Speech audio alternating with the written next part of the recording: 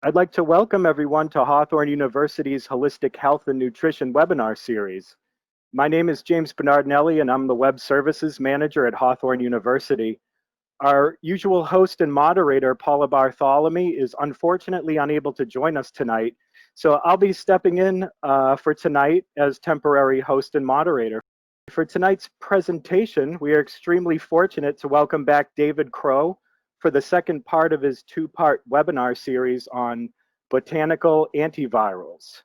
Today's webinar will focus on the power of bitter, alkaloid-based botanicals with antiviral properties, and also protecting the lungs, herbs and essential oils with antiviral powers for the respiratory system.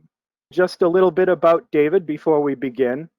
David Crow is an acupuncturist and herbalist with over 30 years experience.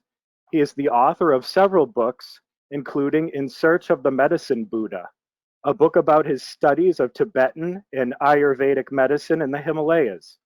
A well-known lecturer in the field of natural medicine, Mr. Crow's work is largely focused on the synthesis of botanical medicine, ecology, and spirituality.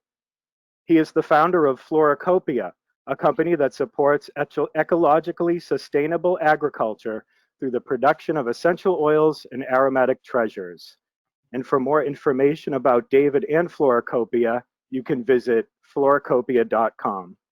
All right, well, welcome back, David. Thank you for joining us again.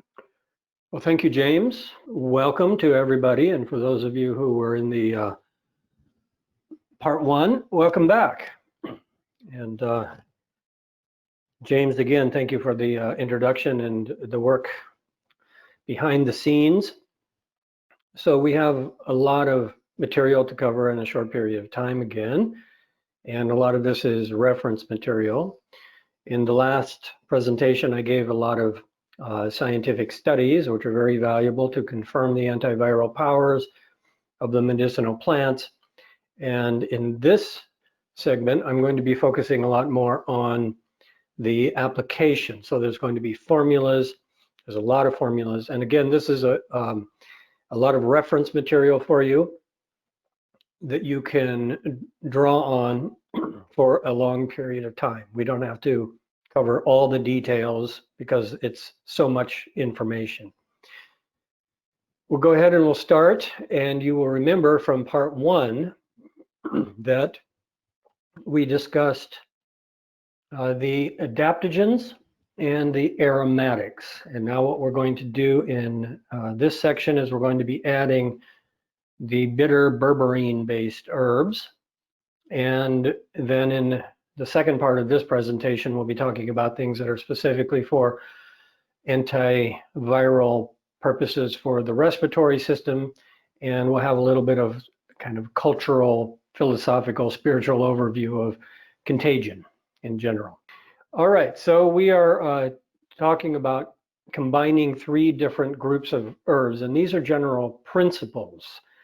And we have talked about combining the adaptogens and the aromatics in the last section, and I gave a lot of formulas, simple formulas to get started.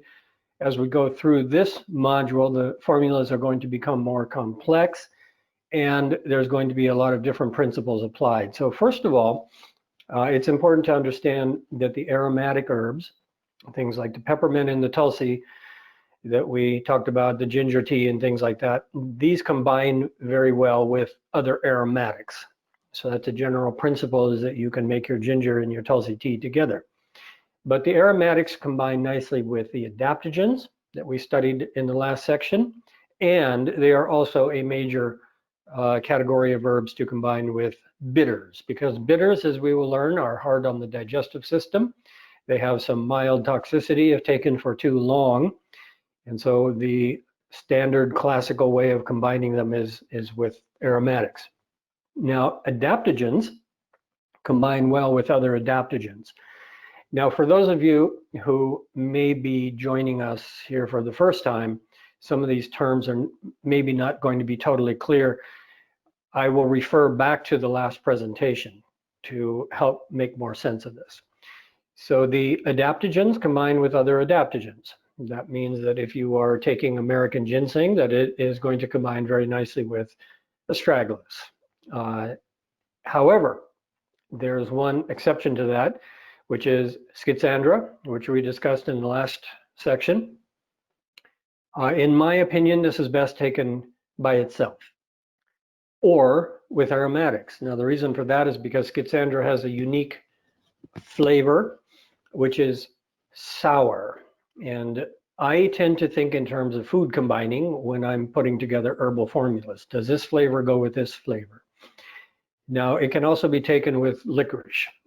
Of course, if you are familiar with adaptogen formulas, you know that it's very normal, actually, to combine Schizandra with ginseng and mushrooms and all sorts of things. But this is just my own suggestion, is to take things that are in different taste categories separately at different times in the biorhythm of the digestive system, just for comfort. And that way we minimize the risk of any kind of adverse reaction in the digestive tract. One of the main adverse reactions that frequently happens to people is that they just get indigestion from taking too many things that are poorly combined. So I suggest taking things of a similar kind of nature. Along those lines, what we see here is that mushrooms combine well with other mushrooms. So if you're looking at the list of things we studied last time, you'll remember chaga and reishi and cordyceps. There are many others, of course. My personal suggestion is take these by themselves, meaning as a category. You can combine all the different species of mushrooms together. However, you can put the reishi and the cordyceps together very easily. That works nicely. Now, bitters that we're going to be learning about next combine very well with other bitters, and they're best taken either by themselves or with aromatics. Now, the one herb that combines with everything is licorice, and that is because it is sweet, but be aware that licorice should not be taken for an extended period of time. It is contraindicated if you have active kidney disease, hypertension, or water retention. And stay away from it if you have any of those. For everybody else, it is okay to use it. It is a wonderful herb, but you will remember that we talked about licorice in the adaptogenic section in the last class as well, and I gave some basic guidelines. But what I mean by don't take it for an extended period of time, I suggest that you take licorice for a week or two at the most, and that would be 2 to 3 times a day. And after that, you can switch over to what's called DGL, the deglycerized licorice, and that has the glycerizic acid taken out of it, and that will make it safe for long-term use. Now we can see some general dosing guidelines, and of course, since we have a diverse audience and I haven't met you and I don't know your health condition, these are general, and they are at the low end. So you can adjust these higher or lower according to individual factors. But this is a good general policy here for taking herbal medicine. The aromatics and the adaptogens, the principle here is take them at lower doses for longer times to build resistance between flare-ups or infections. And we're talking specifically about viral conditions. So let's say that you have recurring herpes. Basically, what you would like to do is take the adaptogens to build yourself up between the flare-ups. And the goal with that is to have less frequent flare-ups that are less intense by nature, that don't last as long. And the adaptogens are very good at accomplishing that. So you can use the aromatics and the adaptogens for that purpose. And what I suggest is that you take a half a cup of aromatic tea 2 to 3 times a day, like ginger or peppermint, or in the case of herpes, lemon balm is the best. And then you can put in 1 dropper of tincture, and the dropper size is for the 1 ounce. The approximate equivalent is about 1 teaspoon, or 1 teaspoon of powder of the adaptogens. And you can do that 1 to 2 times a day. Now, you can use the aromatics and the bitters at higher doses for shorter times for flare-ups and acute symptoms. So the idea here is for acute symptoms, take higher doses for shorter periods of time. And for chronic conditions, or to build up in between flare-ups, take smaller doses for longer periods of time. And what this means specifically for flare-ups, a half a cup of an aromatic tea 3 to 6 times a day, as opposed to 1 to 2 times a day. And you can increase the dose and the frequency of the tincture. You can take a half to 1 teaspoon of the tincture, or a 1/4 teaspoon of the bitter powder 3 to 6 times a day. Now keep in mind that if you're taking higher dosages like that, higher frequency with the bitter herbs, it is treating acute conditions and it can have some effects on the digestive tract. Now here's a few points to remember about taking the bitter herbs that we're going to study here. Do not take the bitters if the gallbladder has been removed, because they can increase the symptoms of what many people have, which is post-cholecystectomy syndrome, which means that they cannot regulate the flow of bile, and it creates irritability in the digestive tract. And don't take bitters when you have diarrhea, because they are laxative in nature. Bitters are indicated when you have chronic stagnation in the bowels, chronic constipation, with biliary insufficiency that can be supplemented and boosted and increased, activated with the bitter herbs, which are cholagogic by nature. And what that means is that you can avoid taking the laxative stimulant herbs that activate the colon and have a propensity to develop laxative dependency. Instead, you take the bitter cholagogic herbs that we'll learn about here in a minute, and that activates the biliary flow, activates the flow of bile through the gallbladder, and that works at the upper end of the GI tract instead.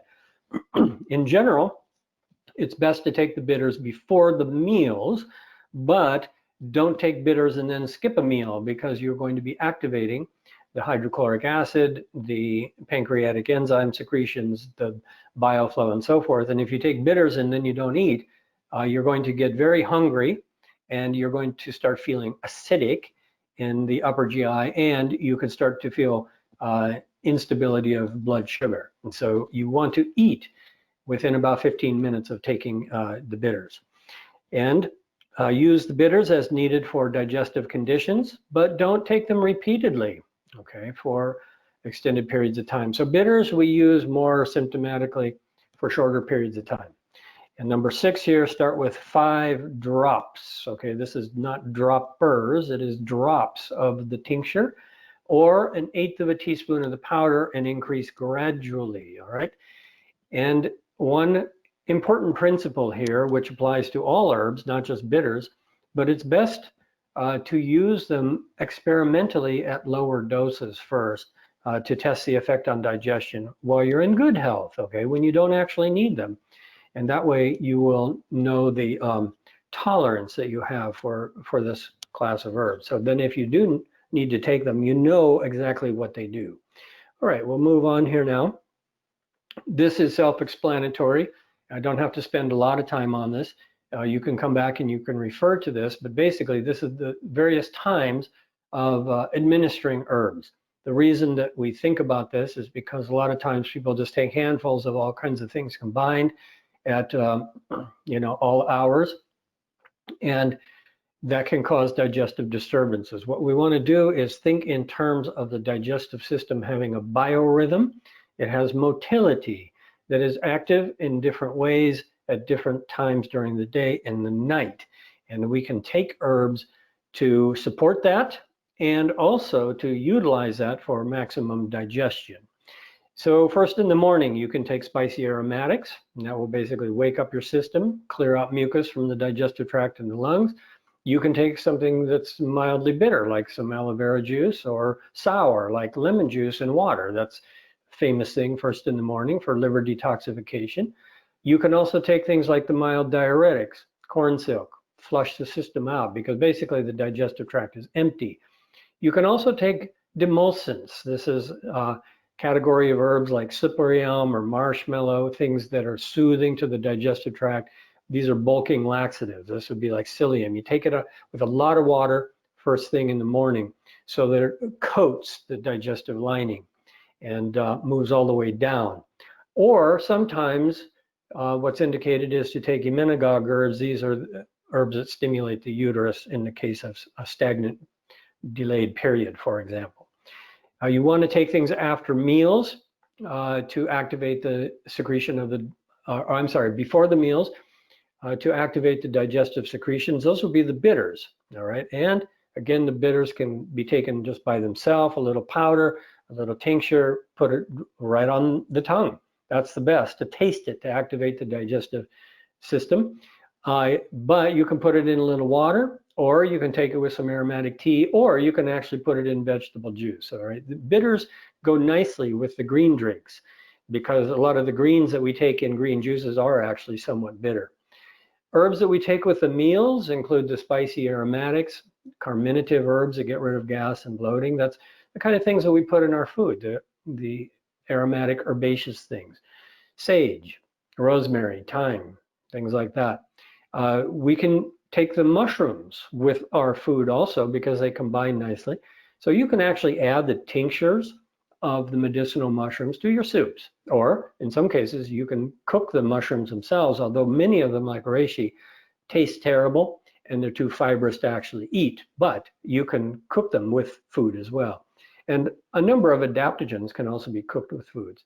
So immediately after the meals, you want to take things like fennel seed, cardamom seed. That's what you find on the cashier shelf after you eat a nice, delicious, indigestible, oily Indian meal, and it will help to digest the wonderful food that you've just eaten. So you can have a little digestive herb formula afterwards. Between the meals, drink the aromatic teas, but that's also a good time to take the adaptogens, okay? Laxatives can be taken first in the morning or before sleep. Now keep in mind that you don't want to drink a lot of liquid before you go to bed. Most of the laxatives work overnight, and that's better. If you're going to take something in the morning, the advantage is that they're going to go in through an empty digestive system and work directly on the colon. The disadvantage is that you have to think in terms of your schedule and what are you going to be doing that day. You don't want to go out and get stuck in traffic somewhere after you've taken laxatives in the morning. And then during the evening and before bed, this is when we take the sedative herbs, nervine, calmative herbs for relaxation and insomnia. And they're best taken as tinctures and a small amount of relaxing tea. Don't take a lot of liquid, and then avoid things that are diuretic, of course.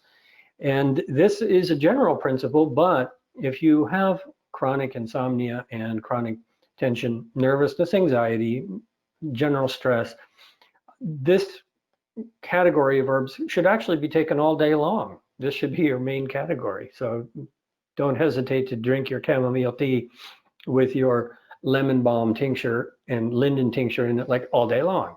And that way you're going to be more relaxed at the end of the day. And then of course we take things moment by moment for more acute conditions. Now we are starting our presentation on the bitter herbs. And I hope that that was helpful. And these principles are going to come back over and over again. And we're also going to be looking at other principles as we go along. So this is one of the main berberine containing herbs. Now we are into the bitter herbs, and the bitter herbs in general are two classes. There are those that are true berberine roots, such as hydrastis, golden seal here, and then there are those that are bitter from other kinds of compounds, but we're going to go through the berberine herbs first.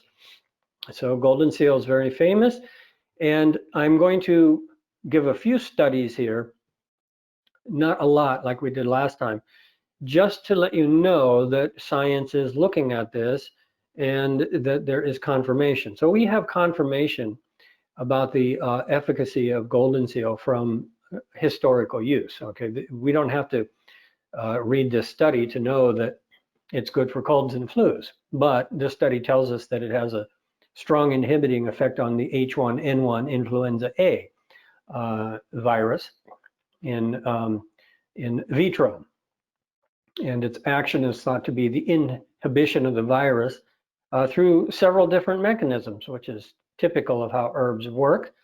And we also see that it is broadly antimicrobial with many studies. And this is something that I explained last time, and that is if we see studies that say golden seal inhibits H1N1 influenza virus, that doesn't mean that that's the only thing it does. It can influence lots of other viruses, and it is also found to inhibit replication of bacteria and fungi, and it also has in the body a multitude of other kinds of benefits, such as increasing the digestive power and anti-inflammatory and anti this and anti that. I mean, basically the bitters reduce cholesterol, and they have countless kinds of actions.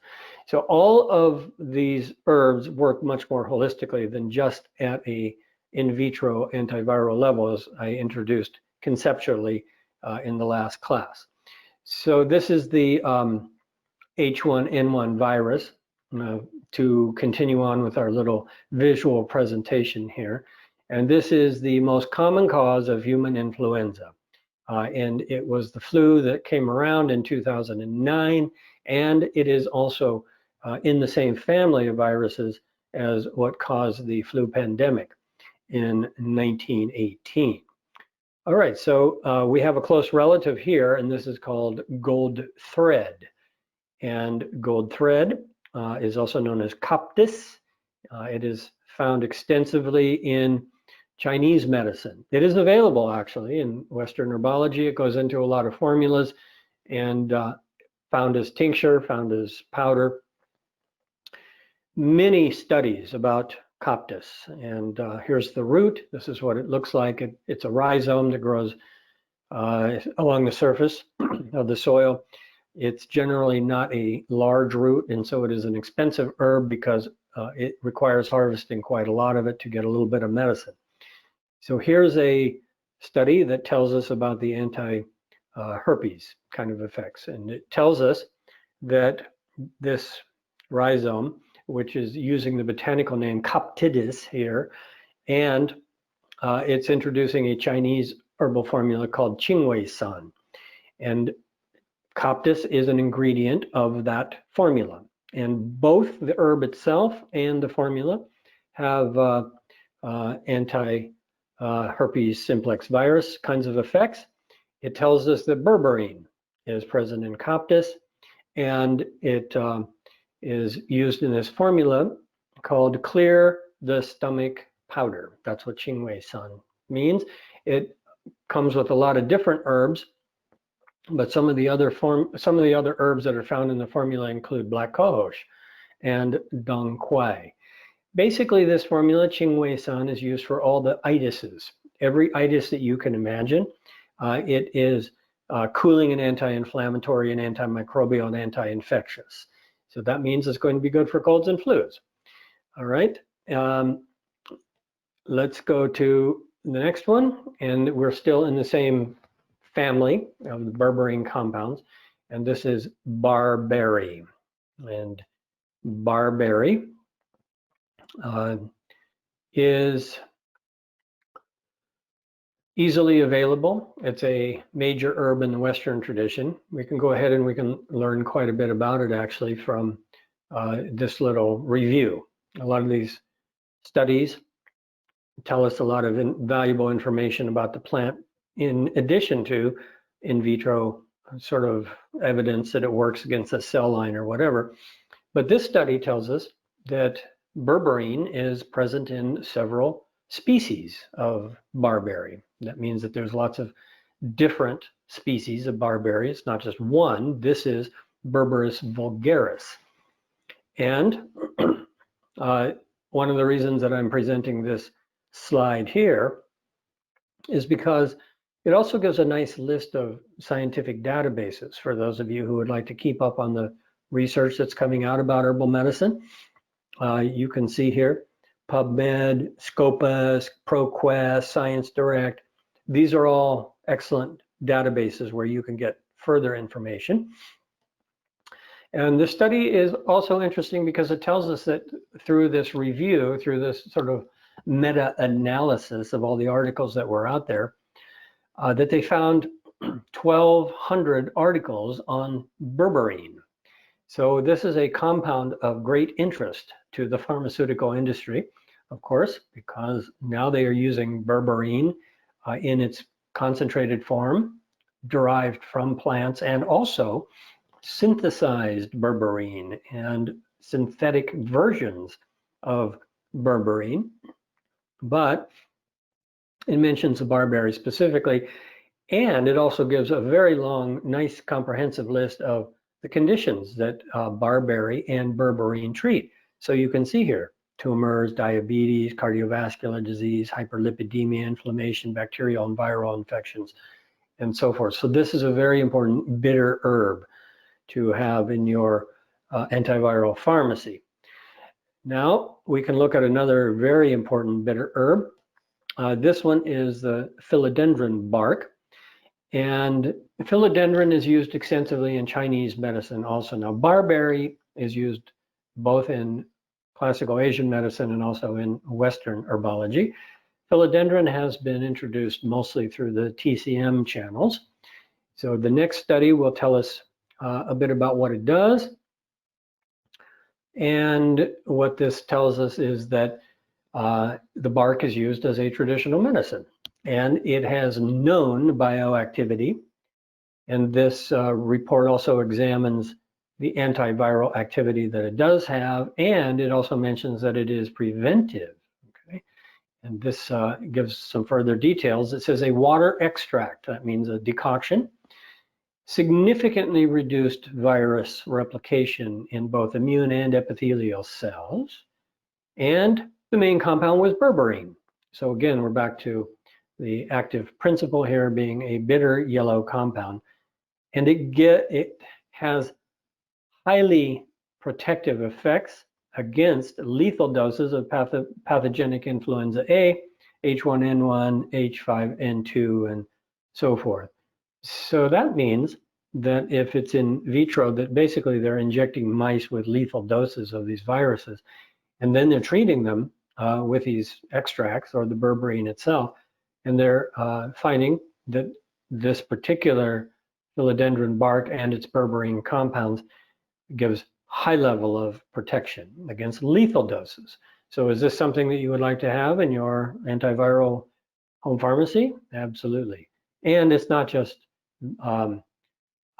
protective in that way, it also defines the nature of its protective activity, which is that it is immunomodulating and broad spectrum antiviral at the same time. So that's what we want.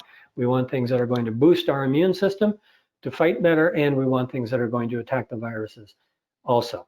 But again, that doesn't mean that you should be consuming large doses of berberine, and I'll clarify what the dosages are. And it doesn't mean that you should just be consuming large doses of philodendron powder either. The bitter herbs, specific for shorter times, higher doses, treating more acute conditions. That's the main principle to remember. All right, let's see what's next. Here is berberine, and this is the molecule itself. And you can see that this is a compound that is present in many different kinds of plants. And that includes barberry and other species in the Berberis genus. And it includes Oregon grapefruit, golden seal, which we talked about, philodendron, coptis, a few things from Ayurveda. And it's also in the California poppy. If you dig up the California poppy plant, you'll see that the root is bright yellow. That doesn't mean that we use the California poppy as a bitter in the same way. It just means that berberine is present in that particular plant. Now, this molecule is now available as a product in the health food store for those of you who are at the level where you are now familiar with berberine and practicing possibly or advising it for people. And berberine has many uses. It's used for insulin resistance. It's used for type 2 diabetes, blood sugar issues in general, but it's also for clearing cholesterol from the blood, which is mostly because of its increased biliary function and stimulating cholagogic nature, which is the basic mechanism through which we can clear cholesterol. So this next slide here takes us back to our topic of what do we do with this for antiviral power. So what this tells us is that it was a comparative study against ganciclovir, an antiviral drug, against human cytomegalovirus. And what they found was that this isolated compound of berberine, which anybody can buy now at the health food store, was actually stronger than an antiviral drug that is prescribed for this cytomegalovirus. So its mechanism was found, or I should say it's presumed in this study, to be different than the drug. And that's not unusual because plant-based compounds work differently than the pharmaceutical drugs. And what it came up with specifically was that it interferes with events inside the cell after virus penetration and before viral DNA synthesis. So this is the kind of conversation we had in the last section. We looked at a lot of different studies, and as we went through the entire class step by step, we learned a lot about how the viruses replicate. We learned about how all of these different stages of the replication system, various enzymatic pathways and so forth, can be disrupted with these different compounds or holistically by the whole plant. So we covered that. For those of you interested who didn't attend the last one, go back and review that class, because it'll give you a lot of information about why these studies are being done. They're being done by the pharmaceutical industry to find compounds to disrupt different mechanisms in the virus's life cycle. All right, let's go to the next one. And here it is, the cytomegalovirus. It's a member of the herpes family, and it causes a whole range of symptoms. Sometimes it can cause mononucleosis infection, but that's more associated with EBV. It can cause pneumonia. It can cause a whole range of problems. So now we're going to look at another study here against another virus. And this is the Coxsackie virus. So this study tells us that analogs of berberine were tested against 6 different strains of Coxsackie virus B. So keep in mind that the way that the virus world is organized is basically the same way that plants are organized, which is families and genera and species and strains and so forth. So this tells us that 6 strains of this Coxsackie virus B were tested with analogs of berberine. So what does analog mean? It's a chemical analog, structural analog. It means that it's a compound that has a similar structure. So that means that they were testing it against different berberine molecules that were similar to the primary molecule. And they found that one of those varieties actually was better than just plain berberine. And this is where medicine is going. This is where pharmaceutical medicine is going. They're going to basically be synthesizing varieties of berberine, and they will administer it for specific kinds of viral infections or microbial infections in general. Now, the obvious question that is going to arise in your mind is, will that create microbial resistance? And this is a valid concern, because the more targeted a compound becomes against a specific microbe, the more likelihood there is of that. One example of this, which has developed already, is the use of the artemisinin compound, which has been extracted from the Artemisia annua, which was extracted for the purposes of malaria. Now, the malarial mosquito has already started to develop resistance to artemisinin because it is a highly concentrated compound. So how do we avoid that? We take the whole plant compound. That's how, and we're going to be exploring the mechanisms of this a little bit further. Okay, so this was about a particular analog of berberine. And the conclusion is that there's new versions of berberine that are a new class of agents with broad spectrum anti Coxsackie virus powers. That's the end result of that. I'm just giving you a few sample studies here. There are many, many studies, as those of you who went through the last class discovered. And here's the Coxsackie virus. It's one of the most important pathogens, and it's the major cause of aseptic meningitis. It's related to polio. Here's the next one. And here's an introduction to a new virus. This is the enterovirus 71. And what does this tell us here?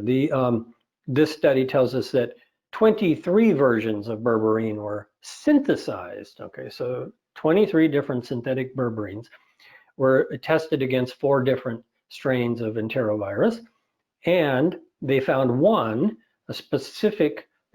one specific modification of the molecule was the most potent.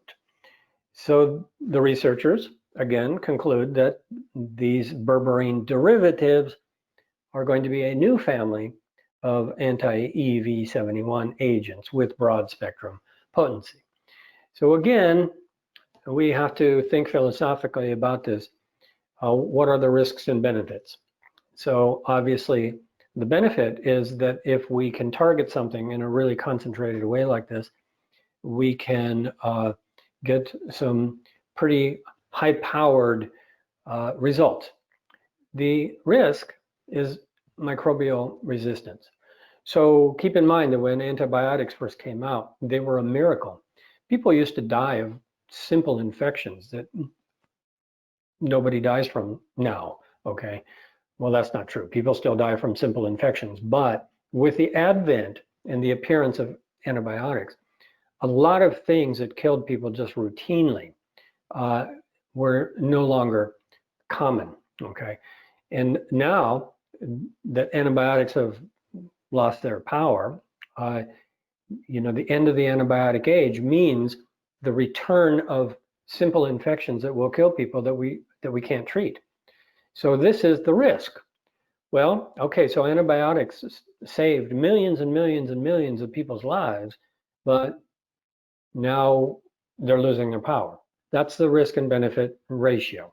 So what is good? What is bad? Well, I don't know. That's just how it is. All right, let's look at the next one. And this is the enterovirus 71. It's a virus that's notable for its role in causing epidemics of severe neurological disease and hand, foot, and mouth disease in children. Okay, this was first isolated from cases of a neurological disease in California. And it is a viral condition that definitely requires antiviral treatment. So we now have berberine compounds, and we also have the herbal counterparts to them. And maybe in the past, some cases were treated with those herbal medicines. I don't know the history of it, but here's another slide that's giving you a lot of information. This is just reference material for you. We don't have to go into all of this right now, but these are a series of studies that basically just sum this up. Like, for example, berberine derivatives for anti-influenza, okay, and how it works. And then another one, anti-influenza activity of berberine, okay, for reducing viral replication in mice, and then the effects of berberine on influenza virus. Basically, this is just summing up a whole bunch of different studies about the use of berberine for influenza. And since we're talking about the respiratory system coming up next, this is a good transition. So our next plant, the Oregon grapefruit, and this is again another source of berberine compounds. Here's another quick study. I'll just sum this up for you briefly. It tells us that there's a lot of different species in the Mahonia genus, They're used in traditional Chinese medicine. They treat conditions of infection and inflammation. It gives us a nice list of how the viral conditions could be described in Chinese medicine, such as internal heat and dampness and toxins and its effects of being blood vitalizing. So we had a bit of discussion in the last section about comparing the terminology of modern science that says it's anti this and anti that with the classical TCM and Ayurvedic language. It clears heat, it reduces toxins, things like that. There's another list of databases for you, and it tells us that 150 compounds have been identified that are mostly alkaloids in this plant, and that the compounds and extracts have a wide range of functions, including antimicrobial. So there's a lot of information. You can study this in your own time.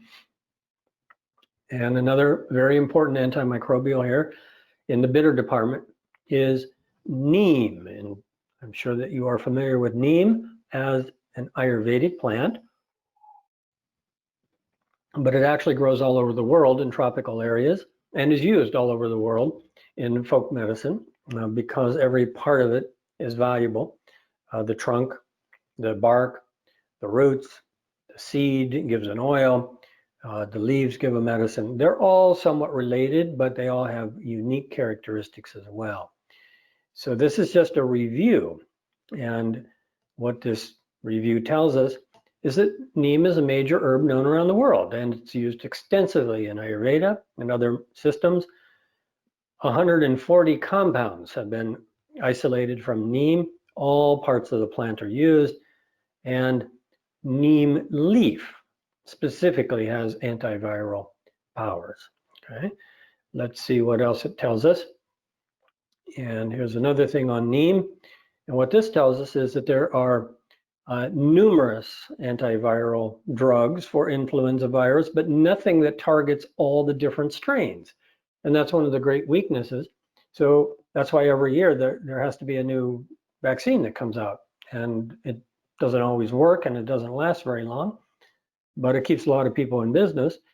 But maybe there's a way that plants can help us here. So what they're looking for here are compounds that would be broad spectrum across all the different strains of influenza. So neem leaf extracts identified 5 potential compounds that bind universally with all strains of influenza virus. All right, that's potentially something very important. And as many of these studies conclude, it highlights the potential of neem against influenza virus. Well, great. Why don't we just use neem instead of trying to extract all these compounds? We're going to get those compounds if we take the herb. Let's see what happens next. Here's another one. Well, neem has a lot of studies. And this one here is telling us that the water extract, in other words, the tea of neem leaves, completely inhibited the dengue virus, both in vitro in the petri dish and in vivo in animal studies. And the isolated alkaloid as a directin was not responsible for that. Sometimes you see these kind of negative results also, that they study something and then they find out, well, we thought it was going to be this major alkaloid as a directin, and no, that wasn't it. But there are several studies where the whole plant or the whole essential oil is actually better than the isolated compound. So this is confirmation of that particular kind of information. So let's see what happens next. Moving right along. Introducing neem a little bit further here. And again, a little historical background. This tells us that neem has been used for 2,000 years. Well, it's obviously been used for a lot longer than that, but that's how far back it can be traced in terms of its use. And this study looks at 2 polysaccharides from neem leaves, okay, against polio virus. And what they found was that these saccharides that are in the leaves are not toxic to the cells, and they had significant antiviral powers, and that this gives us a basis for understanding the use of neem in ethnobotanical medicine. Okay, that's how a lot of these studies conclude. So here's the polio virus, and the excuse me, the polio virus, by the way, is not gone.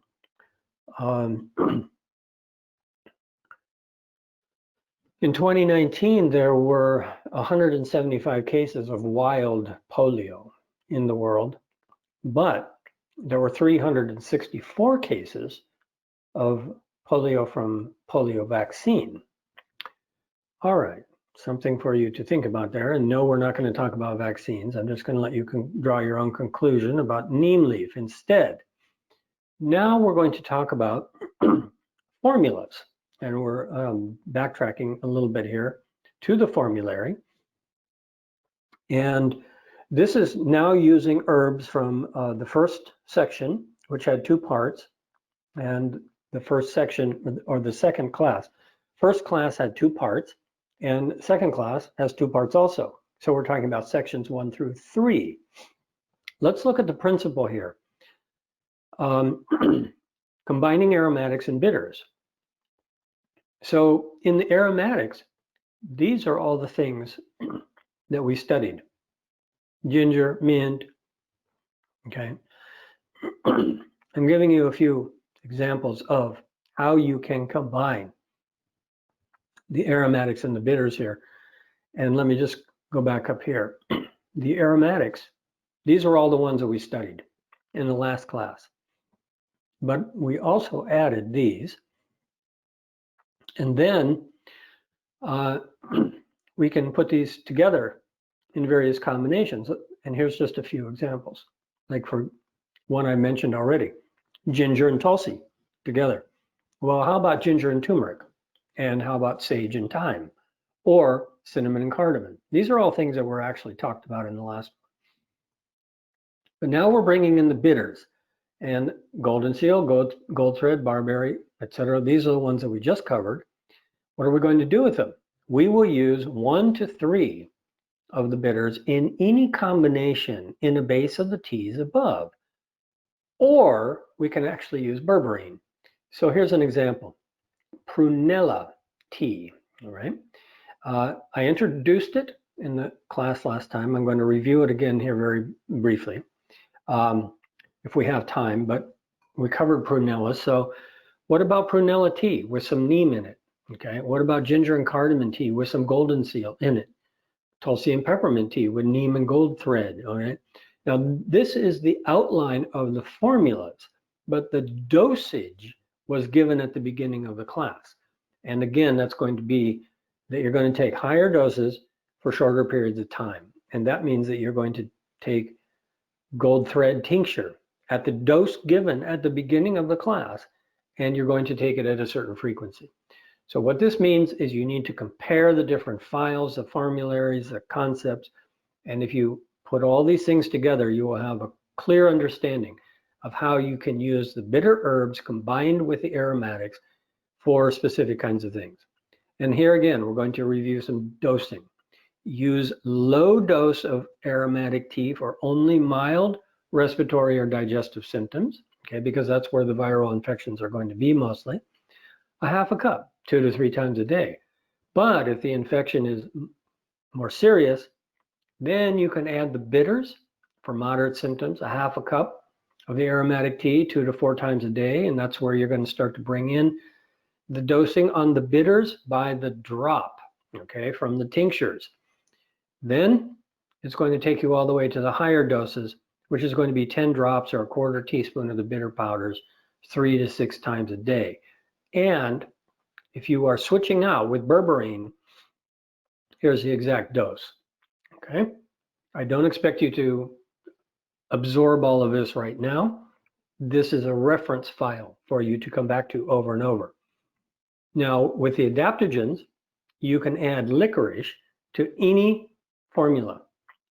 And when we get to the end, there's going to be a lot of specific formulas. So if the principles are a little confusing at this stage, don't worry about it, because it's actually going to be completely spelled out. Dozens and dozens of formulas fix this aromatic tea this way, add this amount of dropper of bitter tincture this way. This is a complete formulary to refer to. Everything is completely articulated. All right. Now, these are specifically for herpes virus, and that's because it's extremely common in our demographic. There may be some people in this demographic who have contracted something sort of, less common, but herpes is very common. So the principles here: strengthen the immune system with the aromatics and the adaptogens between the outbreaks, and use the aromatics and the bitters during the outbreaks. The aromatics: lemon balm, number 1. And Tulsi, prunella, rosemary, we covered all those in the last class. Those are the main ones that are best for herpes simplex 1 and 2. The adaptogens that we covered in the last class that are best for boosting the immune system between the outbreaks are going to be astragalus, cordyceps, reishi, licorice, and chaga. And the bitters that we just covered that will be used for attacking during the outbreaks are neem, golden seal, gold thread, barberry, Oregon grapefruit, and berberine itself. So the aromatics, here's the prescription for you. Emphasize lemon balm. Lemon balm can be made in a very, very strong infusion, and emphasize the adaptogens in between. Use licorice 2 to 4 times a day with the bitters during the outbreak. And here's the formula. And use the bitters 1 to 3 different species in any combination. And here is the recipe there. Okay, this is a lot of math and dosages and things like that. I don't expect you to remember it. Just come back and look at this file. All right, now we're going to switch topics and we're going to talk about contagion. And contagion, of course, is directly related to respiratory contagion, and that's related to pandemics. And pandemics and plagues have happened over and over and over. And as a matter of fact, there are several pandemics going on currently, not just COVID-19 pandemic, the illness. HIV is still a pandemic. In many parts of the world, dengue is very widespread. And it's going to be more like that in our future. And that's because epidemics, pandemics, and the spread of drug-resistant strains and the spread of microbial infections in general of all types is linked intimately with the health of the biosphere and with social conditions, as I will explain here shortly. So this is a plague doctor, and his beak is holding aromatic plants, and the aromas are full of essential oils. So now we're going to talk about herbs for the lungs, and that includes essential oils and aromatherapy. But I wanted to give you a little philosophical overview here about the views of pandemics, okay? Because there's a lot to learn from classical Asian medicine. Now, doctors in ancient China and India and everywhere actually did not have the view of microbiology. There were no microscopes, and so they couldn't see the species of viruses or the bacteria, but they had concepts of a microbial realm. They had terms like krimi, okay, in Ayurveda. And that word, K-R-I-M-I, means basically pathogens, okay? It can mean waterborne pathogens, airborne pathogens, but there are things that are transmitted. And this was understood because there was contagion and people were smart and they could see that people got infected and that things spread through the population. So contagion was understood, but there were all kinds of different words for it. For example, in Chinese medicine, it was called evil qi, okay? Or wind heat, or when cold, things that are spread through the wind. Now, there's a lot of other interesting aspects of contagion that were understood, and that includes the role of hygiene and the role of personal behavior and morality and all these kind of things. And actually, if you look at spiritual traditions throughout history, what you see is that spiritual traditions are very close to, linked very closely to hygiene, cleanliness, okay? Body, mind, and spirit cleanliness, and cleanliness in society. So this image here is revealing that people understood very clearly that there was a link between lack of hygienic conditions, unhygienic conditions, and epidemics. Now, even though there were no words describing families and genera and species and varieties of viruses and bacteria and so forth, there was a general concept that this realm existed. And the concept was based on one very simple thing, which is that you can smell the microbes. And so in this case, sewage and rotting garbage and whatever is floating through the river there, all of these kinds of things were known to be causes of plagues. They were known to be the sources. And so there were these terms like the evil chi, evil spirits, or malaria, bad air, which was used to describe the origin of that illness. Because where there's bad stagnant air, there's generally mosquitoes that are transmitting diseases. So this was understood. And what's interesting is that it was understood in the context of our own organoleptic perception through the sense of smell. And this perception through the sense of smell had a name, which was miasma. And the concept of miasma was that diseases are transmitted through toxic air. So this is something that's related here to the 1918 pandemic. This is actually describing the miasma of disease that hovers around war. And the pandemic came out of World War I. And so this is something that we should be thinking about, that at this particular stage in human history, we do not have the time to be indulging in this kind of luxury of conflict because it produces so many toxins. And miasma as a concept is no longer in vogue. When the germ theory came out, then it had a different, it proposed the germs were the cause, but I propose that the miasma theory is still very relevant. For example, people who live near highways have much higher rates of neurodegenerative diseases because of heavy metal toxins coming from car exhaust. That's a miasma, you see. So this is also the reason why everybody is wearing masks now, because we are physically distancing, socially distancing, okay, in order to prevent the spread of bad chi, which is just microbes in the air, which is miasma, okay? So is this relevant for today? Well, yes, of course. I mean, these are the conditions that millions and millions, hundreds of millions of people live in conditions where social distancing and sanitation is simply impossible. And these are the areas, of course, that are being hit heavily by the COVID-19 pandemic. But this is also giving rise to all kinds of other diseases. People in these kinds of environments have terrible health problems.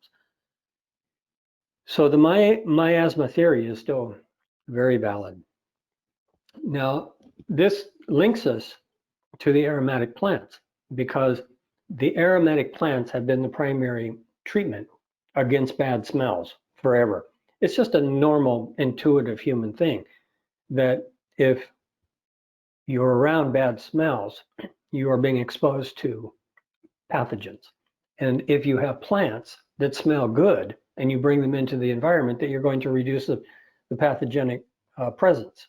So this has been known for a very long time. How long? Well, there's evidence going back to Stone Age settlements. Settlements that have been dated back to 77,000 years ago. And this is one of the oldest references that I have seen to aromatic plants specifically being used.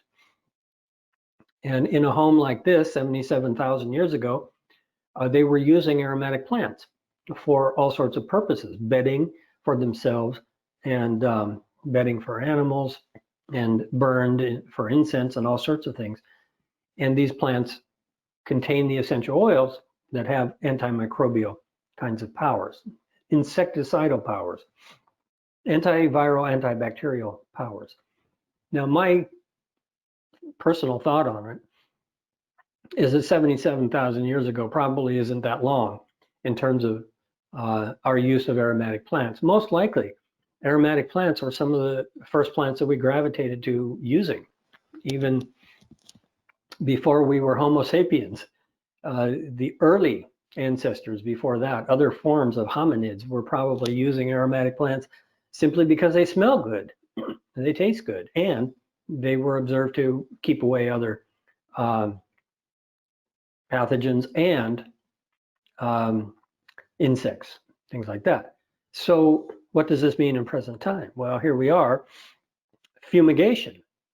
And fumigation is a way of burning the aromatic plants that releases the essential oils. And this is a way that has been used in society for a very long time. We think of it, okay, swinging the incense burner during, Catholic Church ceremony, but it's universal. And there are many plants that have done this. And one of the main ones, this gentleman is burning here, is undoubtedly frankincense. And you may not have seen a frankincense tree before, but here it is, and you can see it doesn't get much water, which means it grows slowly. It's very precious. They're over-harvested, but there are still many species that are underutilized, and it also provides very valuable livelihood for the harvesters. So frankincense is a sacred tree. I mean, all trees are sacred, really, but this one gives us a resin that has this long history of use in spiritual purposes. But again, we see spiritual purposes linked with hygienic purposes. This is how it's harvested. The bark is scarified and the tree bleeds the resin. And then the harvesters come back after several weeks and the resin has crystallized. Okay, so that's what's being burned. And used in medicines. Frankincense is a major antimicrobial medicine, many other purposes. Antidepressant, effect on the limbic system, antimicrobial, skin regenerating, excellent essential oil for all sorts of purposes. Now, this study is very intriguing because it actually confirms that burning frankincense has an antimicrobial effect. So the language is a little amusing here. It was apparently written, I believe, in Russia or something like this, but they were saying, why was frankincense and myrrh being burned in sacral ambience, in other words, sacred environments? And the result is, well, you already figured it out. It basically had a dramatic effect on reducing airborne pathogens, okay? It reduced, let me show you the exact sentence here, okay? Demonstrated high bacterial and fungal sensitivity, the essential oils and the incense, and burning the incense resulted in reduction of airborne viable microbial counts by up to 45%, all right? For fungi, 67% for bacteria, and lots of other data here that you can go on. So it basically says the results mean possible application for the essential oil vapor and incense fumigation as occasional air purifiers in sacred spaces like daily church rituals. Well, why say it has a clear potential? People have been doing that for thousands of years. So this is the case. It's a type of study that basically is scientists are confirming what people have known forever. All right, here's another one, lavender. This was widely used in homes as a ambient purifier, not just the lavender essential oil that we know of now, which is a relatively new development actually, but the lavender flowers and everything on the floor and in the bath and in the clothes and all sorts of things. Here's another one that's very important. This is burning camphor. Okay, this is a part of a ritual that was used during the plague in medieval Europe, but this picture actually is from India where it is still being used. And here's a study that confirms, okay, again, scientists tell us what people have already known. This is a study that says that camphor was a fumigant during the Black Death, and that it was a very precious fragrant wood. So it tells us about the tree, and it tells us about the use for fumigating, and it confirms the biological properties, antiviral powers. And we still see this, okay, this is still going on. People are still doing these rituals. This is in India. This is the fire ceremony, the puja, the homa, and you will see that there's all these different things that are being offered. And they include food and oils and aromatic plants and all sorts of things. And the tradition states that the flames are the mouth of God. Fire is the mouth of God that eats the offerings. The flames are the tongues that speak. And so this is a way to talk to God directly. And God, elementally, if we want to think about it that way, fire is sunlight. In the botanical realm that's being released, sunlight is stellar energy. Stellar energy is a creative power of the universe. In the elemental dimension, that means fire is one element that creates life, and the others, of course, earth, which is the foundation of the food chain, water, which nourishes it, and water is everywhere in the universe also. Earth element is everywhere in the universe, and fire element, space element is everywhere, and then, of course, air element is present in certain unique kind of places. So these 5 elements, which are defined in classical medical systems, earth, water, fire, air, space, are actually the 5 fingers of creation or the creator. And so what's happening here is that the aromatic plants are going into the fire, and they are being converted into these big clouds of fragrant smoke, which has antimicrobial powers, which has been confirmed by studies, and basically entering into everybody's respiratory systems. So the atmosphere is being purified, and this is sort of like a picture of a group vaccination that's happening. That's one way to look at it. And of course, this happens all over the world. There's all sorts of places everywhere where this takes place. And even in our own homes, we can just use rose petals in the bath for a similar kind of thing, and we can plant aromatic plants around the home. In many traditional cultures, they did plant aromatic plants in the environment to reduce the presence of pathogens like mosquitoes. And lemongrass is one of them. You might be interested to know that lemongrass came into the United States through the Caribbean, where it was being used originally in the voodoo culture, which was an African spiritual tradition. And it was being used in the homes and also for cleansing the temple. And the way that they would do it is they would take the lemongrass bundles and they would dip it in water, and then they would use that as a scrub. They would use it as a sponge to basically wash the walls and wash the floor and so forth. And in the process, it would release the essential oil of the lemongrass, which is very antimicrobial. And so how antimicrobial is that? Let's take a look. Well, here it is. What does that study tell us? It tells us that lemongrass oil is used not just topically. Okay, now we're talking about the distillation of the essential oil, not just topically for repelling mosquitoes. In other words, you can dab it on your clothes. You want to put it in a carrier oil if you're going to put it on your skin, or you can have it in a diffuser, but it has insect repelling benefits, okay? And first of all, that reduces the contagion of the viral illnesses like chikungunya, okay, or dengue, which are transmitted by mosquitoes, or malaria. But it also significantly reduced the viral replication and the infectivity. So this was a study that was done on a specific virus called the Ross River virus. And so basically, lemongrass essential oil has been confirmed to have two powers to prevent illness. One is to actually keep the mosquito away, and the second is that it inhibits viral replication of this particular virus.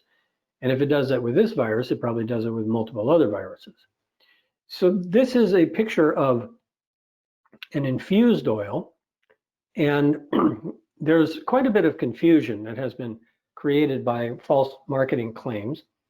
There's been a huge amount of propagation of fraudulent claims, false claims, misleading claims, dangerous claims by essential oil multi-level marketing companies.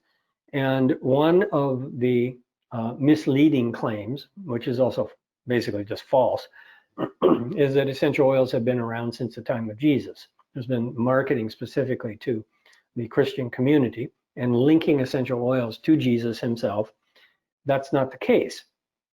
What has been around forever are these infused oils. So frankincense was burned as a resin. Frankincense was infused into carrier oils. The carrier oils were made into salves and ointments and unguents and all of that. And if you discover an old tomb somewhere in Egypt and you go in and you find an amphora and you open it up, there's a likelihood that it still has fragrance of frankincense in it, because the aromatic compounds are bacteriostatic, they protect against decay and so forth. Now, these aromatic, excuse me, these aromatic preparations have been around for thousands of years. Salves, ointments, unguents, and so forth, fumigation, incenses, all these kinds of things, herbal baths. Essential oils? No. Essential oils are very recent. So here are some essential oils. And this is probably one of the earlier sources of essential oils, was in the Ayurvedic tradition. Some of the earliest references to distillation of essential oils points to the Arab physician, Avicenna, being the one who distilled rose oil. And that's the first recorded incident of distillation. And that was about 1,000 years ago, okay? That was not 2,000 years ago, that was 1,000 years ago. But keep in mind that just because he did that did not mean that essential oils and aromatherapy was suddenly available. As a matter of fact, widespread availability of essential oils has really only happened in the last 50 years. And that doesn't mean that they weren't available, it's just that they were in limited supply. So what we see then is that 500 years ago in India, attars were being made, A-T-T-A-R-S. Aromatic plants were being distilled into a base of sandalwood for perfumery purposes. That's one of the oldest widespread sources, starting about 500 years ago. And then in France, in the perfume houses, going back 2 to 3 centuries, maybe a little bit more. But still, these were not produced on a large scale. They were specialized items. Most people never met them. And they were certainly nothing that you could just order online with a click of the mouse from anywhere in the world. So all of this is relatively new.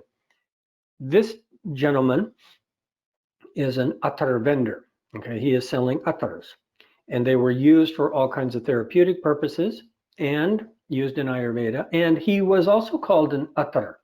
So an attar sold attars, and the attar had a special kind of role in medicine.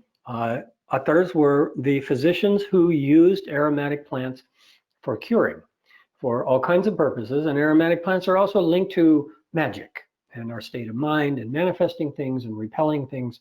So fumigation to keep away bad influences, or fumigation, incense offerings to attract blessings, or maybe a particular perfume to give to somebody to make them fall in love with you and things like that.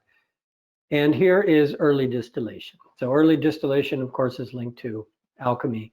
And there's an internal metaphor that is being referred to here, but that's a different class for a different time. And so here's modern alchemy, modern distillation, roses, so many things that we could talk about. And here is some spices. I wanted to start going back and forth with a little bit of information relevant to our current pandemic. Indian spices have been studied. Indian spices are, of course, a source of essential oils, all kinds of essential oils. But here's a study, and this tells us something very interesting. It tells us that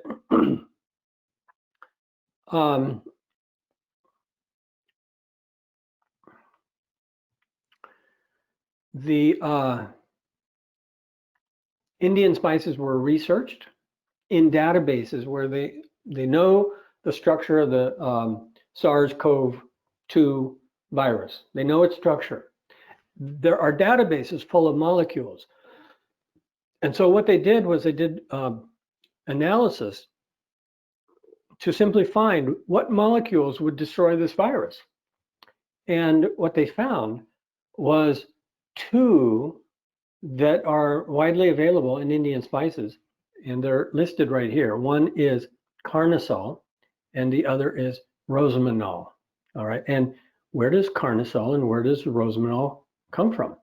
Well, it's very interesting. Rosemanol comes from rosemary. All right, so maybe we have the cure for COVID-19 right there in our backyard, because what we know now from the study is that rosemary contains rosemanol, and rosemanol fits into the SARS-CoV-2 virus in a way that will prevent its replication. But I was also curious, what is carnosol? Where does it come from? Because that's actually the highest binding affinity with that SARS-CoV-2 virus. Well, guess where it comes from? It comes from blue sage, or at least this is one plant that has it, okay? And blue mountain sage or desert sage comes from the southwest of the United States. Now, this is probably not a good essential oil. The sage essential oils can have some toxicity to breathe them. They have very strong compounds that can cause neurotoxicity, but guess what? This particular plant has been used in traditional ethnobotanical medicine in the Southwest forever. So maybe we have the cure in our own backyard. All right, aromatic plants, continuing on, they're also found to be very helpful for bees, because bees are suffering from pandemics also. They're suffering from a pandemic of varroa mites. And what has been found is that if aromatic plants like thyme are planted around the beehive, then it helps protect the bees. So now we can ask a very simple question. Now that I've covered all of this kind of in a broad theoretical way about aromatic plants, the obvious question is, well, if people of the past used so many aromatic plants that contain so many essential oils and these compounds are so effective at killing microbes, why are there so many horrible epidemics? Well, the answer is simple, and that is that epidemics are not caused by microbes. Well, they are caused by microbes, but all microbes are opportunistic. And so epidemics are caused by weaknesses in individual immunity or weaknesses in the conditions, social conditions, economic conditions, political conditions, and there have to be corresponding conditions that allow the microbes to opportunistically take over.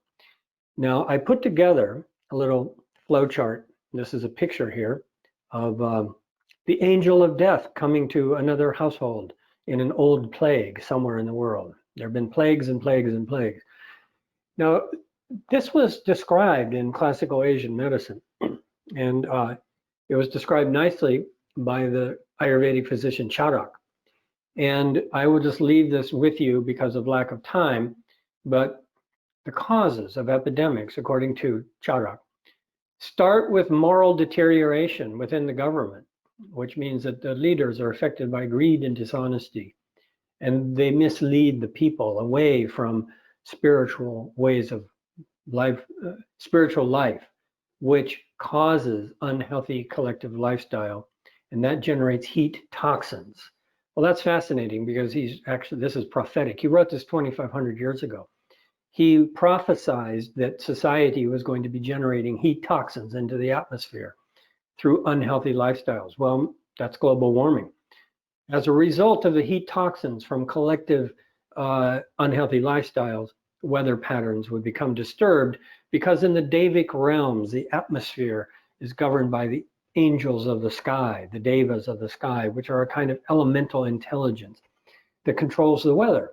And when the devas are not pleased with the fragrant offerings from the fire ceremonies, then the weather becomes irregular. And instead they're being offered toxic fumes of, fossil fuels. And so the angels of the sky, the Devic intelligence of the weather is unhappy and malnourished. And so the rain doesn't come on time. There's droughts and floods. And when there's droughts and floods, food production suffers. And that's in our future. Okay, agriculture will suffer from climate change and global warming. And from that, people get hungry and collective health goes down. People become susceptible to infectious diseases, and there's the onset of epidemics. So all of this traces back to our collective behavior, and a lot of that traces back to our politics. So the solution, it's all here in the opposite flow chart. And the basic idea is that when people are living in harmony with nature, that it's a spiritual culture. And so right here, we have restoration of dharmic principles among the rulers. What a concept, okay, that we might actually have leaders that are spiritual people that are leading the population in the right direction. Something for you to think about. But here's the essential oil glands. Let's switch our topic now very quickly. Here's the essential oil glands in the aromatic plants, all right? And the plants themselves have to protect themselves from the essential oils because the essential oils are so caustic. The basic practice of aromatherapy is nothing more than taking a huge amount of biomass and distilling it down into a very small amount of essential oil. Now, at the botanical level, that biomass is biocompatible. We can take that tea and drink it, it's fine. But when you condense it down to a very, very tiny amount of oil, which you can see here, this may represent, okay, pounds and pounds and pounds of plant material. That means it is no longer biocompatible. So therefore, the entire practice of aromatherapy is nothing more than taking a huge amount of plant material that is biocompatible and consumable, distilling it down to a very small amount of concentrated substance that is not biocompatible and not consumable, and then diluting it again. And this is where we're running into all kinds of problems, but I'll tell you about that in a minute. These are the categories of essential oils that can be used for respiratory treatments. And I'll tell you how, but the flowers are there. These are very low dermotoxicity. They won't burn the skin. They're anti-inflammatory, antimicrobial. Citruses are there and the spices are there, but please make note, citruses are strongly antimicrobial, but highly dermotoxic and pro-inflammatory. These are three major categories. Here are some more categories. Now, all of these categories can be used for antimicrobial powers, okay? Especially for the lungs, we think about the eucalypti and the conifers, various species of eucalyptus, various species of conifer oils here. And then we have unique antimicrobials like manuka, niuli, and rabinsar, and tea tree. So this is a broad introduction to using essential oils for antimicrobial powers for the respiratory system. Now, just to speed this up a bit, chamomile. And here's a nice study talking about chamomile essential oil, a nice addition to your program for treating outbreaks of herpes. You can actually apply the chamomile oil directly to the sore, all right? And you can mix it with lemon balm essential oil and you can put it in a salve. So this is, again, confirming chamomile has antiviral powers, specifically for herpes, but for other viruses as well. Here's another one that's very famous, eucalyptus. Eucalyptus in the diffuser, excellent for purifying the air. Same principle as, you know, using incense burner. And we also find some studies here confirming that eucalyptus oil is antiviral against influenza. Okay, and then there's tea tree, and we see studies about the various powers of tea tree oil. One of the things that's very interesting in this particular study is that they found and they state that using the whole essential oil, that means the complete essential oil, is actually more powerful than using its active principle. Okay, so what is its active principle? The active principle, I will show you here. The active principle is right here. You'll see down here 37% terpenine for all alcohol, okay? 37%. So this is now being used in a standardized form to fight various microbial infections. Why do I have this page up here? I wanted to show you the complexity of plant immunity. So this one compound, terpenine for all, is being used for antimicrobial powers. But that last study, you see the one that we just looked at, says mixtures of different monoterpenes present in natural tea tree essential oil revealed a 10-fold higher selectivity index and a lower toxicity than its isolated single monoterpenes. In other words, you use the whole essential oil, it's much more antimicrobial. Well, why? Well, look at this list. We have 40 things here. Every one of these compounds is produced by the plant for a reason, which is protecting itself. And that's all. These are only the things that are in the essential oil. And the essential oil is only one family of compounds. So plants are very, very rich in compounds to protect themselves. That's why they're still here. But it's not just these 40 compounds. Look at this. Here's 40 more. And altogether, there's 106 identifiable compounds in tea tree essential oil alone. And that's why the essential oil works better in its complete form. Okay, so going very quickly here, another study about tea tree and eucalyptus oil against herpes virus, manuka oil against herpes virus. I'm just going to let you study this in more detail because now I want to get to the formulas right away. And this last one is oregano oil. Oregano oil is very popular and it's also very dangerous. And I'm going to give you this link here. You're going to have to come back and look at this because we want to get to our formulas. You want to go and you want to study this.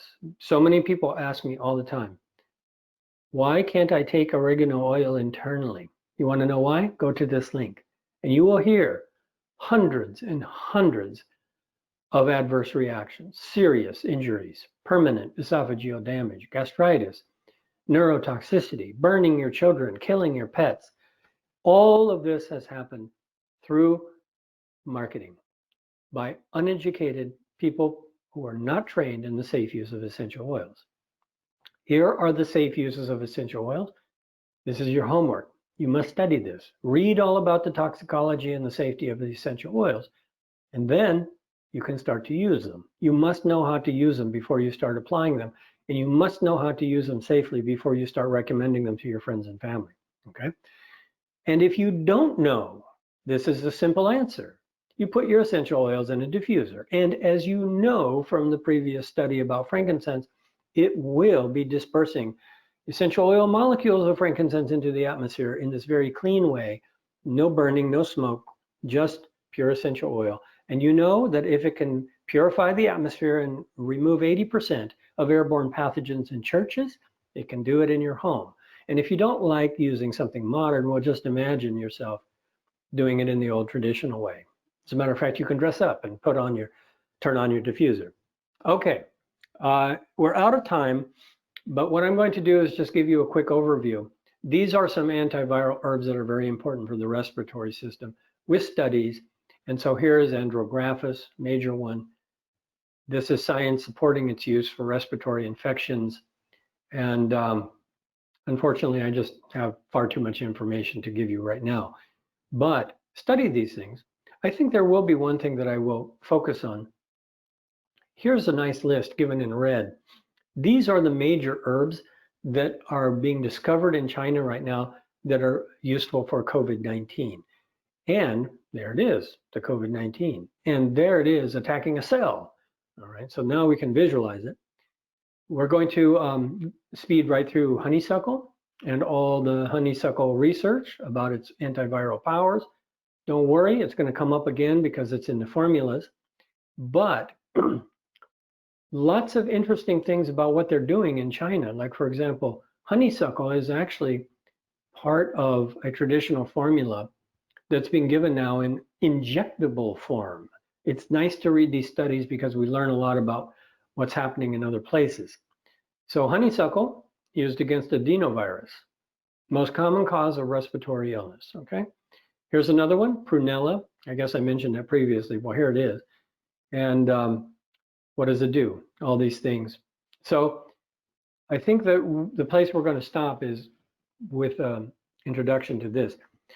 And let me bring this up. This is, in case you are curious, this is the #1 selling medicine in herbal medicine in China for COVID-19. And what's interesting about it is that it is approved by the government. And the reason that it is approved by the government is because the government has a system of classifying herbal medicine according to various stages of the disease, okay? Now, the reason for that is because Chinese medicine is very old and it is part of the government system. Here in the United States, we have no government system dedicated to herbal medicine. But if we did, we would know that there are certain herbs and certain formulas that can be used in certain stages of COVID-19. So what this is approved for, okay, is what it says specifically. Let me find the exact, you can read all about it in this particular blog post that was written by a student of Chinese medicine. All right, so this has been approved by the Chinese government in the conventional treatment of novel coronavirus pneumonia, where it can be used for a light, common type of fever, cough, and fatigue. All right. So this is something that we are far, far behind here in the West, is actually systematically organizing what herbs can do what for COVID-19. As a matter of fact, the government doesn't even recognize the value of herbal medicine yet. All right, so I'm going to just scroll through here. And this is a very, very important herb to have for antiviral purposes for the lungs, many studies. And the way you pronounce it is Hutainia. Hutainia. Fish smell grass, according to Chinese language. Yu Xing Chao. And they're using it. They used this in the past SARS pandemic, and they have now promoted it to being one of the main herbs that's used for COVID-19. Lots of research about it. And the last herb here, Isatis. Okay. Now we are at the formulas. And this, of course, is a whole class in itself, but you are receiving these formulas in to go to 4 major systems. Because the common viral infections that we are dealing with now are going to manifest in the respiratory system, digestive system, in the immune system, and the neurological system. So neurological system is going to be things like herpes and Epstein-Barr. Respiratory system, it's going to be rhinovirus, common cold, and it's going to be COVID-19, okay? Digestive, it's going to be the enteroviruses, things we studied in the last class. And then immune, well, that's kind of related to everything, but specifically HIV, okay? Human immunodeficiency virus. So these formulas are organized according to symptoms in systems. But the things in red are things that you can add that are specifically antiviral that we talked about in this program this week and last. So formulas for colds and flus. It's all spelled out. I don't need to go through all of these. Exact dosages and frequency, and combined with essential oils also, and more formulas. And then we go into more serious formulas for deeper infection, bronchitis. And then we go into boosting respiratory immunity, and this is going to take us back to the use of chaga and the mushrooms from the previous course. And then, excuse me, this covers things that get into the intestines, enterovirus, food poisoning, things like that, and formulas for stress and tension. Why stress and tension all of a sudden? These are the formulas that are going to be best to use whenever there are neurological manifestations, such as the herpes virus. It's best to treat it with nervine relaxant herbs that are also anti-inflammatory. But guess what? They all have lemon balm. And lemon balm is the #1 herb, strong infusion, that will repeatedly, predictably knock out a herpes flare-up. Okay? And lots of these formulas for the nervous system and more for nervousness and irritability, because that's one of the manifestations also of chronic fatigue and Epstein-Barr is many neurological conditions.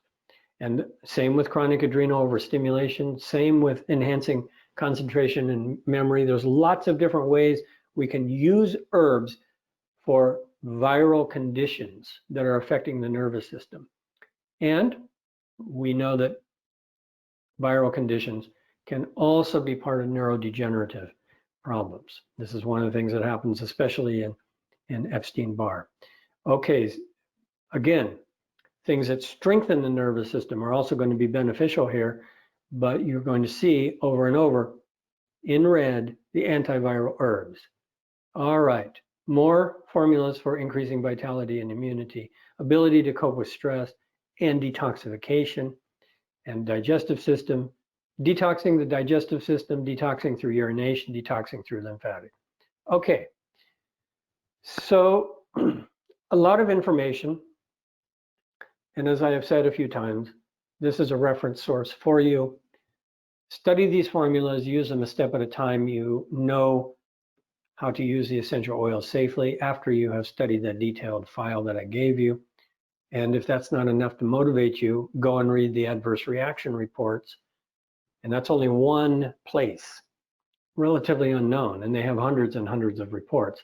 So the kinds of, it's a pandemic of adverse reactions to essential oils. So be very careful, use them carefully, use the herbs carefully, but it's all spelled out here, exact dosages.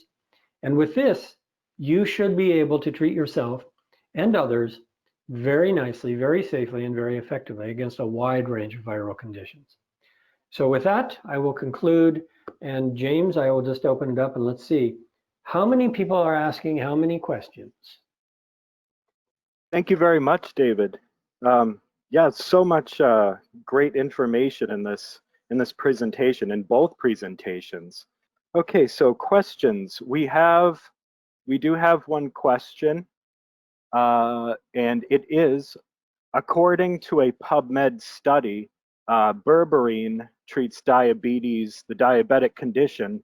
I am wondering if berberine can replace metformin prescribed for a diabetic patient. Okay, so this is an excellent question, but let's think about it in terms of clinical practice.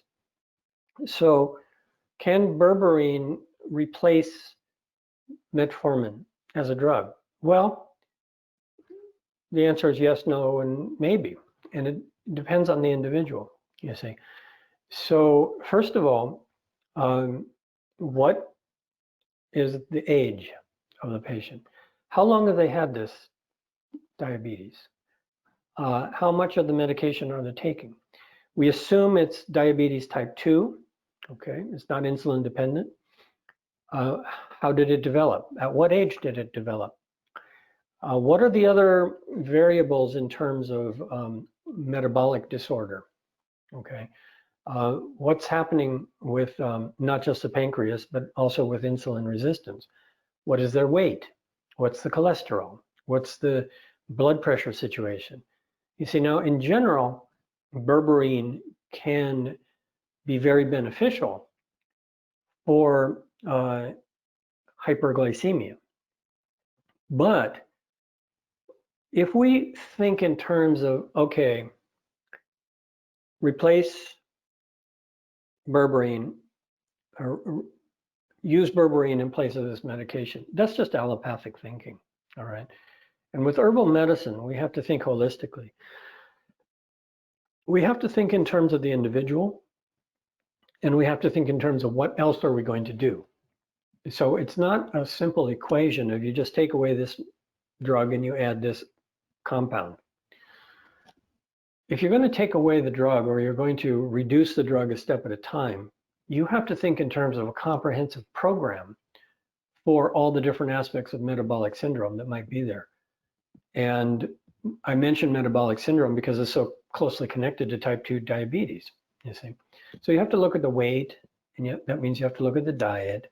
And that means that there's a lot of opportunity for benefiting type 2 diabetes just with dietary change.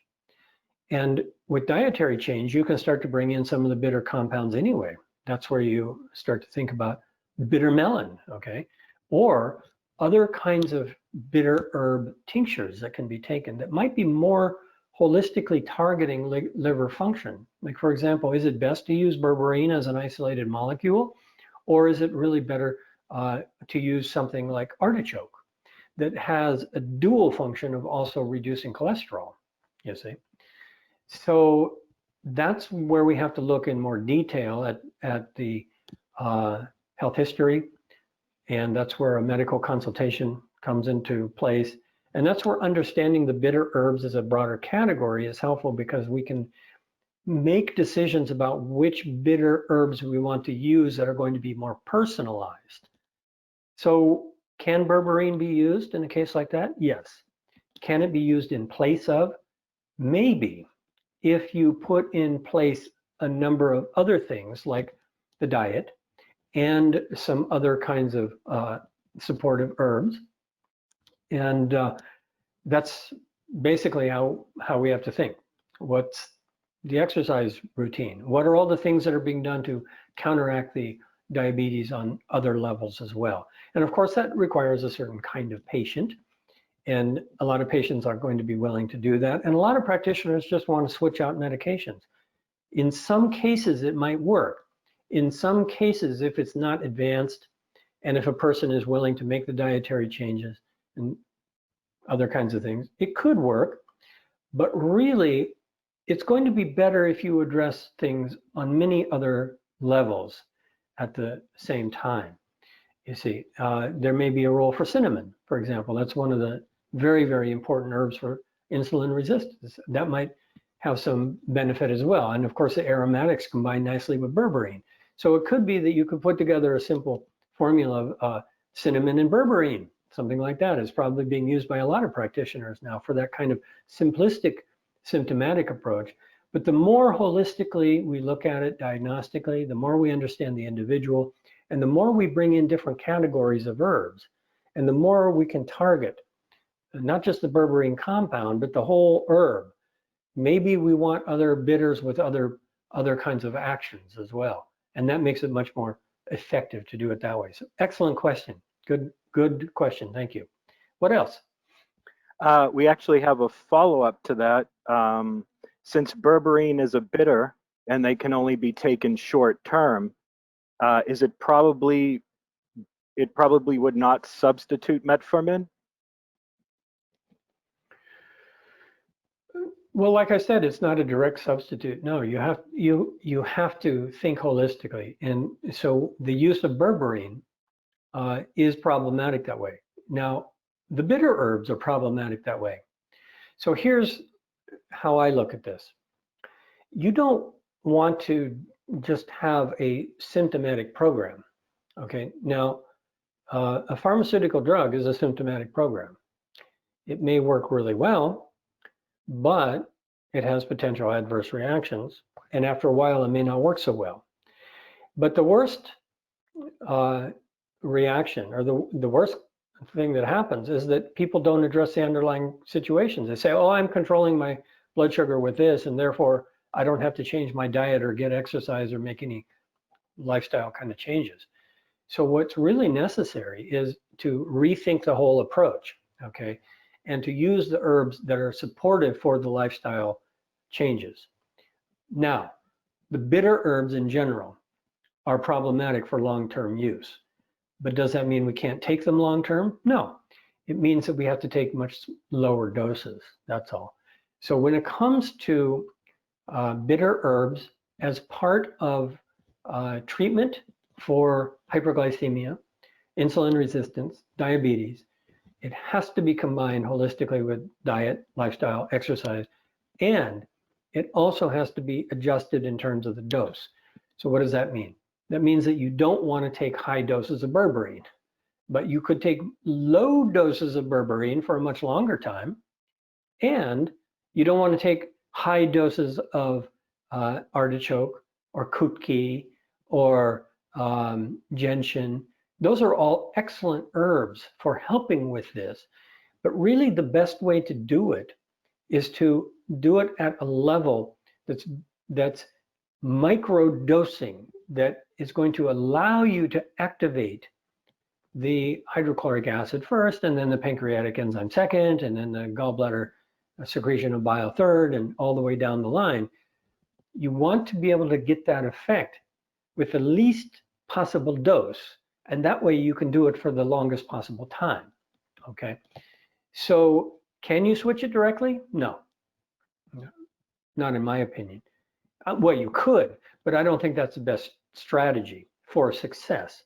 If you do that, you're going to run into the problems of having to, stop the berberine at some point, because it's going to be hard on the digestive system. All those herbs, the golden seal and the coptis and the gentian and the artichoke and the kutki, the picrorhiza, all of these things have, they put stress on the digestive system. They'll just give people an upset stomach first, but then they'll start giving them diarrhea. And berberine will do that also. So you have to put it into the context of the broader holistic program. I hope that's helpful. Okay, what else? Thank you. We do have a last comment here. Thank you for such a nice and comprehensive presentation.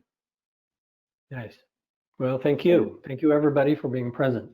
Sounds like a good place to wind it up. And so I'll say thank you to you, James, also for hosting us. And thank you very much. To everybody present, and those of you who are listening to this at a later date, make sure that you check out part 1 of this also, because this is a continuation. And between all of these files, how many files did you get here? You got 128 files in this one and 90 files in the other one, slides. Okay, you got 208 if my math is correct, slides. Okay, great. And 218. So that's a lot of information, and you can come back to this over and over and over again. Use it for a long time. These formulas, they'll be helpful for viral infections for decades and decades, and we're going to need them, unfortunately. So thank you again, everybody, for your presence. Thank you again, David. Okay, before we end, I'd just like the audience to know there is a very brief survey to fill out that will pop up immediately following the webinar of just a few questions. If you could take a moment to submit the survey, it would be very much appreciated, because your feedback is what helps us present the quality webinars that you're looking for. So we thank you greatly for that. And I encourage everyone to visit hawthorn.edu. You can scroll down to the bottom of the page and click on the webinar information link to keep up to date on upcoming webinars. And the information on our next webinar, and also our next All About Alumni graduate webinar presentation, will be posted there soon, so please check back often.